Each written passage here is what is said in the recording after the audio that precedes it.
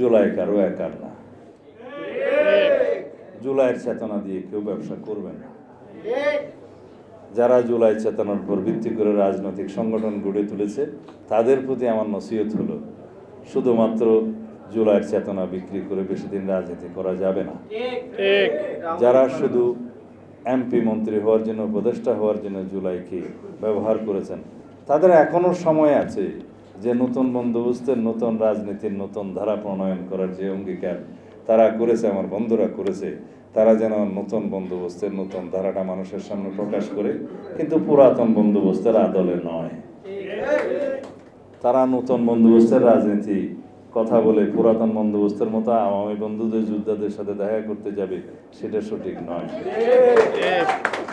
সুতরাং জনগণের সামনে তাদেরকে উন্মুক্ত হতে হবে যে নতুন বন্দোবস্তের রাজনীতি কোনটা। দায় ও দরজের রাজনীতির যে ভাষাটা, আমার কিছু কিছু বৃদ্ধ বুদ্ধিজীবীর ভাষা, তারা আমারও বন্ধু, পুরাতন বন্ধু বিশ্ববিদ্যালয়ে, শব্দগুলো উচ্চারণ করে যে নতুন বন্দোবস্তের রাজনীতি, দায় ও দরদের রাজনীতি, এত বাক্য বিশারদ হওয়া ভালো না। কারণ এই শব্দগুলো অনেক বেশি ওজন বহন করে। এগুলো আমরা ব্যাখ্যা দাবি করি যে আপনাদের নতুন বন্দোবস্ত কি বলুন দয়া করে, দরদ এবং দায়ের রাজনীতি কি সেটাও বলুন। শুধু বক্তৃতা দিলে হবে না। যদি আপনাদের এই নতুন বন্দোবস্তের রাজনীতি জনগণ গ্রহণ করে, আপনাদের পক্ষে জনগণ থাকবে। কিন্তু শুধু একটা দল গঠন করে জুলাই চেতনার ভিত্তিতে এবং এই চেতনাতে ব্যবহার করে যারা 47-এর চেতনার কথা বলে, তাদের কাছে গেলে তো অসুবিধা। এখন আমি বলেছিলাম একদিন সংসদে যে আপনারা তো 47-এও পাকিস্তানের পক্ষে ছিলেন না। এখন 71-এর প্রসঙ্গে যখনই আসে বলে 47, আমরা 47-এ যাই। তো 47-এ তো ছিলেন না আপনারা, 71-এ তো ছিলেনই না। এখন দয়া করে 24-এ থাকেন, তাহলে জনগণ উপকৃত হবে। সব সময় স্রোতের বিপরীতে, জনগণের চাহিদার বিপরীতে বক্তব্য দিয়ে দেশের মানুষকে আর বিভ্রান্ত করা যাবে না। নিজেদের রাজনৈতিক হীন স্বার্থের জন্য আপনারা 47-কেও ব্যবহার করেন, 71-কে অস্বীকার করেন, 24-কে আবার ব্যবহার করবেন, তা হবে না। আমাদের সামনে রাজনীতি পরিষ্কার।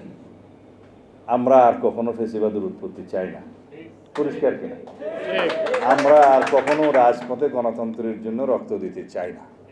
সেই পরিবেশ আমাদের নিশ্চিত করতে হবে। তাহলে ফেসিবাদ বিরোধী জাতীয় ঐক্যটাকে আমরা ধরে রাখতে হবে।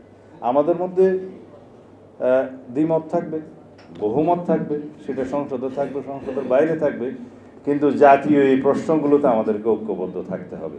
যদি আমরা না থাকি, কেবলই স্বৈরাচারের ফেরার পথটা প্রসারিত হবে। সেটাকে আমরা কেউ চাই?